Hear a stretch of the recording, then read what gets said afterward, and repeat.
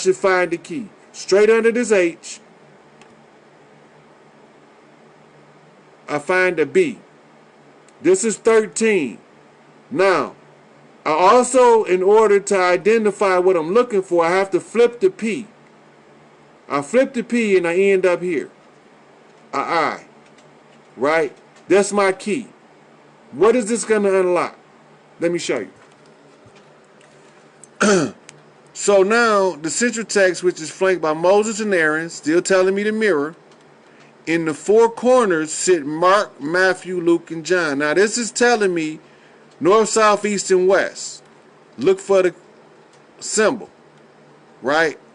Authors of the four Gospels with their symbolic animals. Now, what is that telling me about? I did a video on my page, right, called Reading Signs in Real Time. Now, I'm going to pull this up for y'all so y'all can see what I'm talking about. It's called Reading the Signs in Real Time is the name of the video. So if you go here on YouTube and you look up Reading Signs, on Facebook, in real time,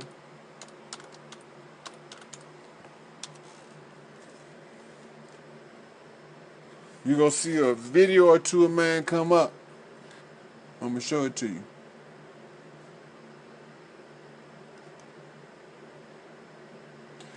See her right here? This Donna Shelton. She a badass mystic. I don't even know if she know it yet. But she come through the Machiavelli line, and she is a mirror for something that's going on over here for me to see what's going on in my neck of the woods. She is my Tupac canary, so to speak, or pigeon, right? She is the one who is revealing to me my warning from Yasmin Yafula. Remember, Tupac told me to watch Yasmin, Gloria, Feeny, and Jada in order for me to know what moves to make. So when she came through, it was to reveal to me something called the murder of crows. She is mirroring Yana, and Yana had a hysterectomy, and the crow that's trying to turn me had a hysterectomy, so damage good. So now they trying to trick me, right? But she is similar to Yana in one way, and Yana is similar to the murderous crow in another way. They have a similarity but different. What's the difference? The difference is they built different and they skin tone different. What's similar? Both of them was assaulted by this patriarchal demon called doctors. But now, better yet, go on my page and go to my photos, and look under videos. All my videos are there. See? No, them ain't my videos. You gotta go to my photos.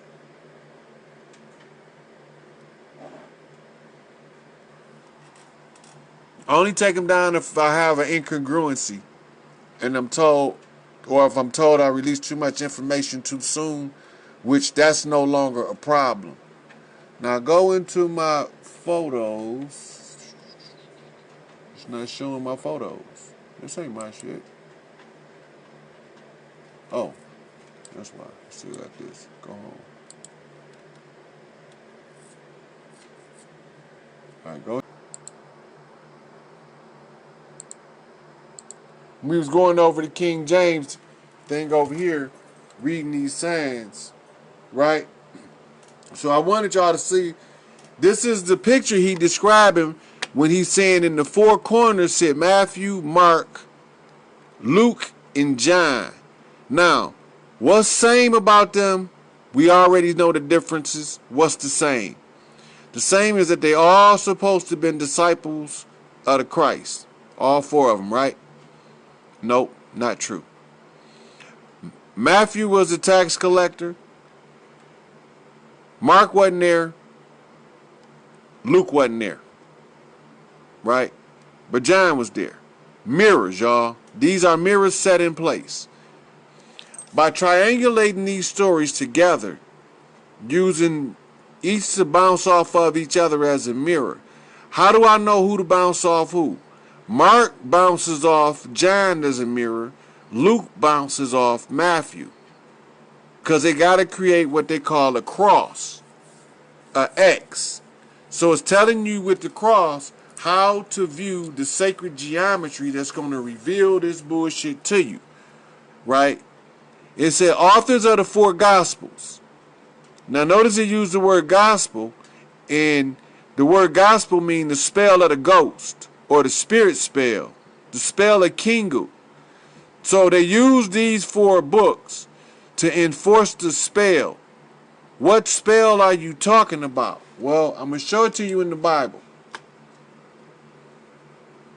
The spell is described just as it is in Babylon in the New Testament of the Bible and in the Old Testament. But right now, I want to show y'all the New Testament application.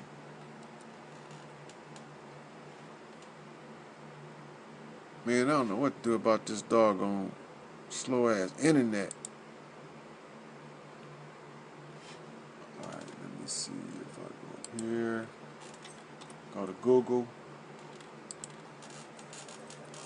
Alright. So I'm sitting here. Alright. So they move so slow, make you forget what the hell you looking up.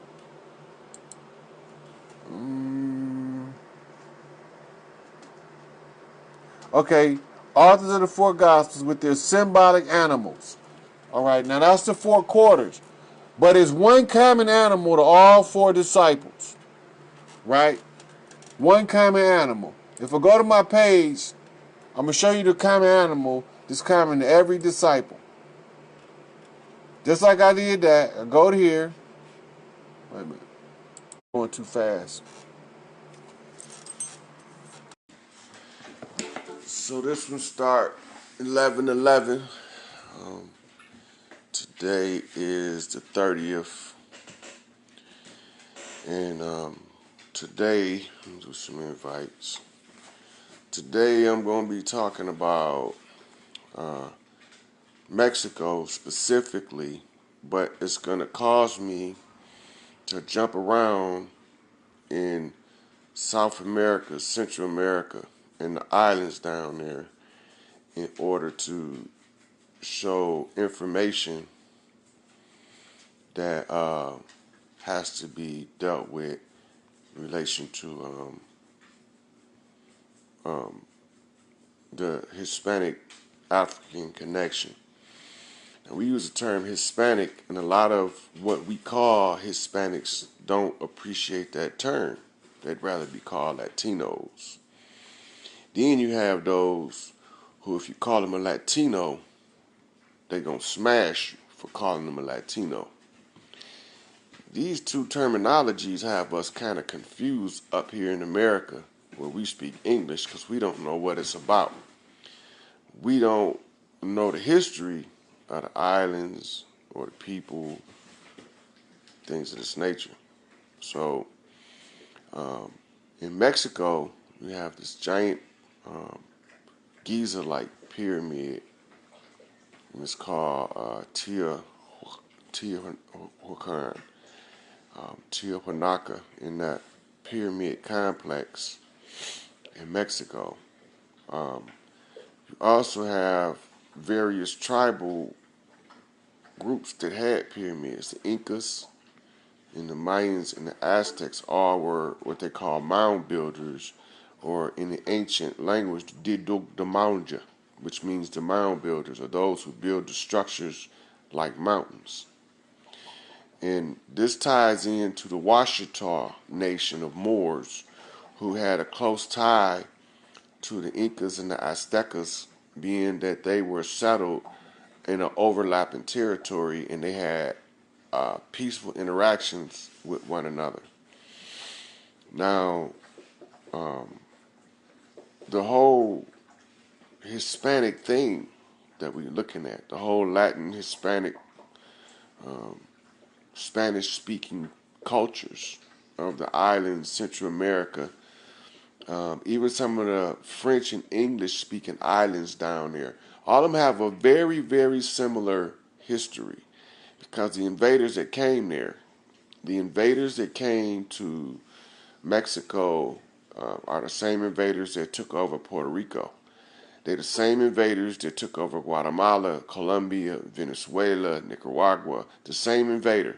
They're the same invaders that came in and fought the French and the English here in order to subjugate the people that was already here, to take the money that they were generating and bypass the crown of England and keep. So that's what that Spanish, the conquistadors.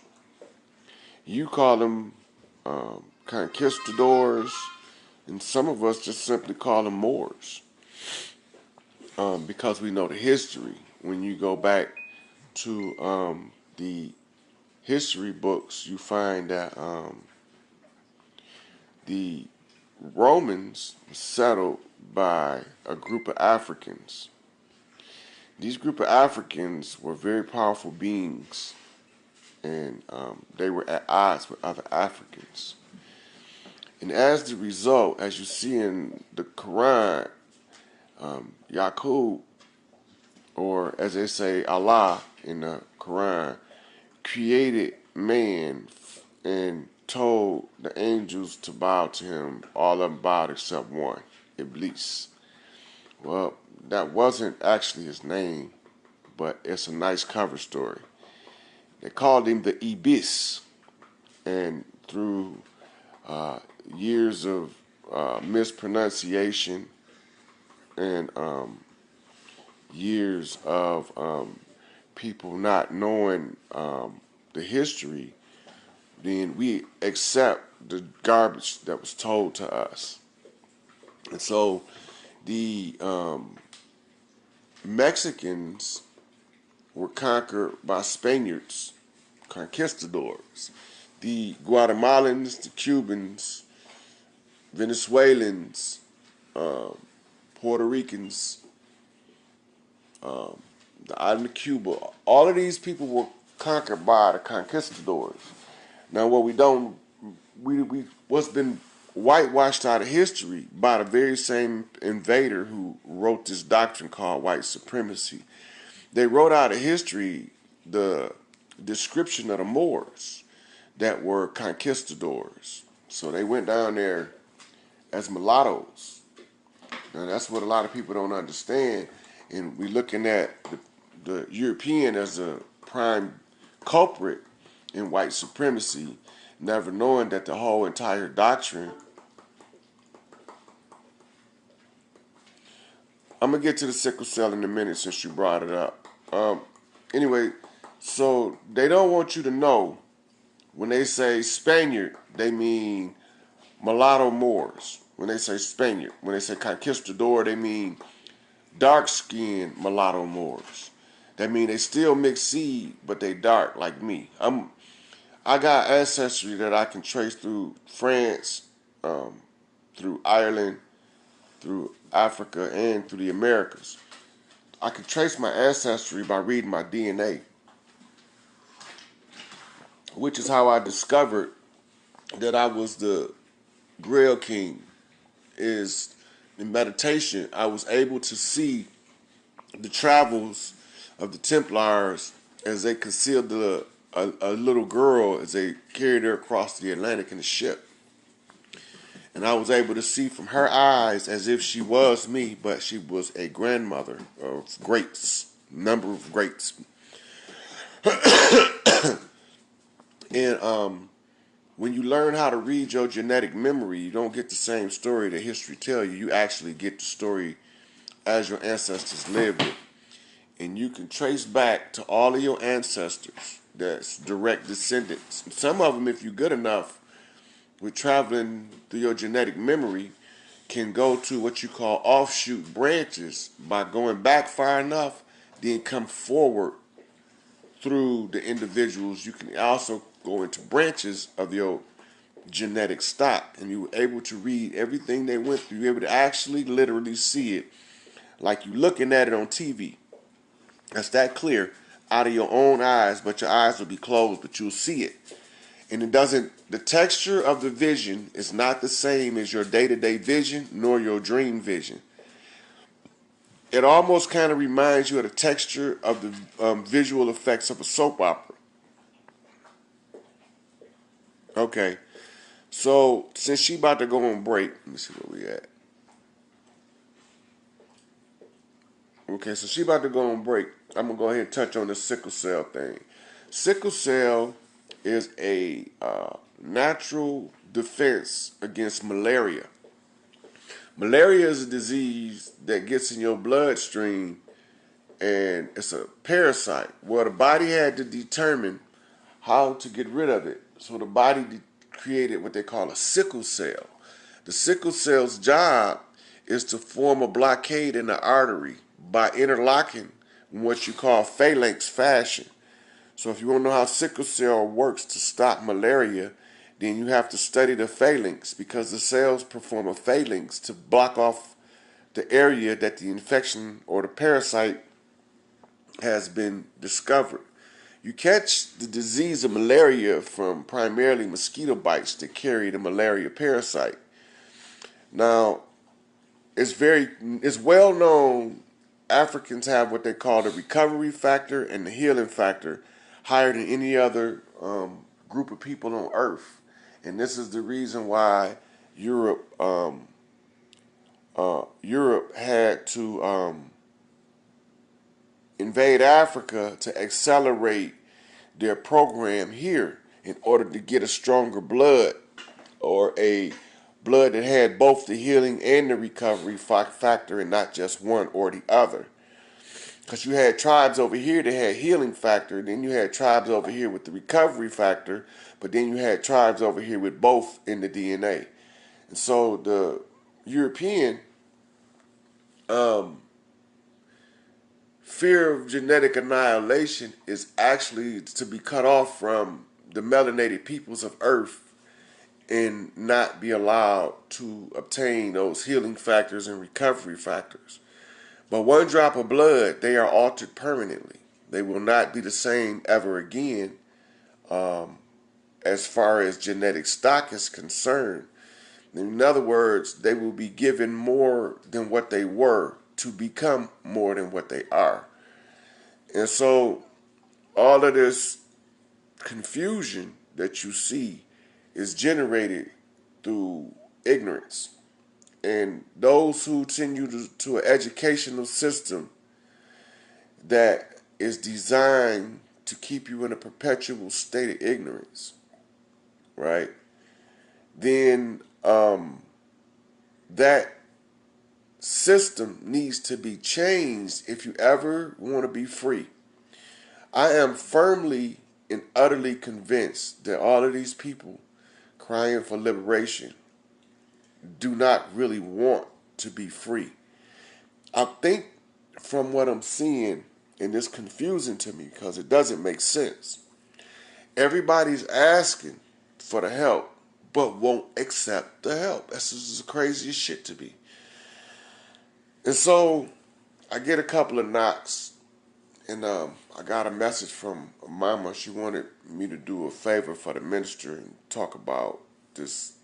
What do we do with poverty in Central America and Mexico and the islands? What do we do about the poverty? Why is it there?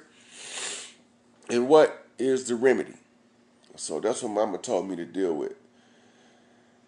So I'm looking at the condition, and I already know most of those nations are victims of the Spaniards that we call Conquistadors, who are Khazarians who masquerade as Jews, but they the imposter. And they corner the market of mineral wealth, Mexico, of Puerto Rico, of Haiti, Dominica, Cuba, of Guatemala, Colombia, all of these Spanish-speaking countries are being drained, literally, by these satanic Moors or these satanic Jews that they call themselves Khazarian, Ashkenazi, and Sephardi. The Sephardi and the Ashkenazi are later supporters of Khazarians. They support the Khazarians because the war between the Moors and the Christian, they had nowhere to turn. And if you go look at Dr. Clark, John Henrik Clark gives you a good description when he asks the question, exactly what is a Semite? He asked another lecturer, exactly what is a Jew?